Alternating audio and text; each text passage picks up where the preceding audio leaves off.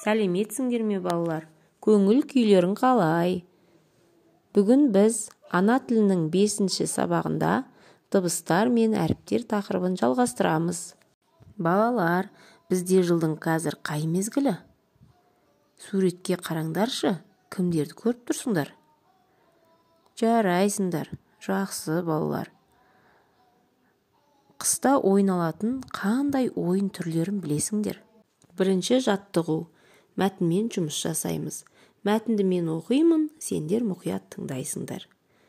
Кәрім сырғанаққа келді. Қарап тұрса өзінен кіші ешкім жоқ сияқты. Ол төбешік басына көтеріле бастады. Жол тайғақ екен. Мұны байқаған бір бала оны жоғары жетеледі. Төбеге алып шықты. Енді шанаңа отыр да зымырай бер деді. Кәрім жүрексініп біраз тұрып қалды.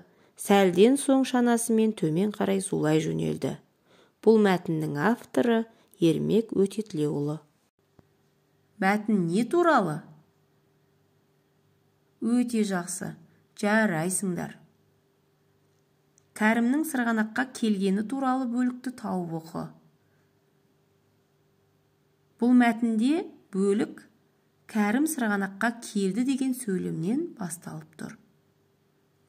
Балалардың қысқы ойыны туралы әңгімеле. Дәптермен жұмыс жасаймыз. Дәптермен жұмыс жасаған кезде денемізді тік ұстап, дәптерімізді көлбей қоямыз.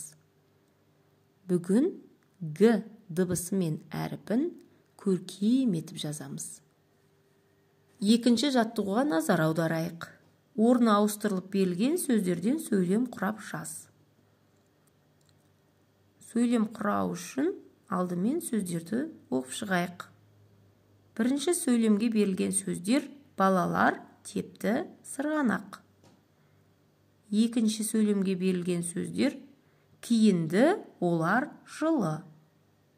Енді осы сөздерден сөйлем құрайық. Жарайсыңдар балалар. Бірінші сөйлеміміз балалар сырғанақ тепті.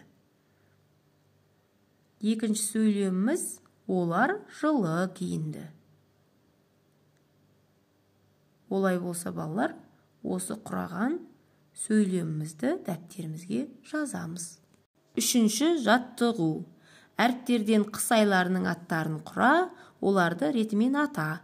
Бірінші әріптерден ақпан. Екінші әріптерден желтоқсан. Үшінші әріптерден қаңтар деген қыс айларының атаулары шықты. Енді ретімен орналастыратын болсақ, желтоқсан, қаңтар, ақпан. Бұл қыс мезгілінің айлары. Бұны есте сақтаймыз. Олай болса балалар, бүгінгі сабағымыз аяқталды. Сау болыңдар.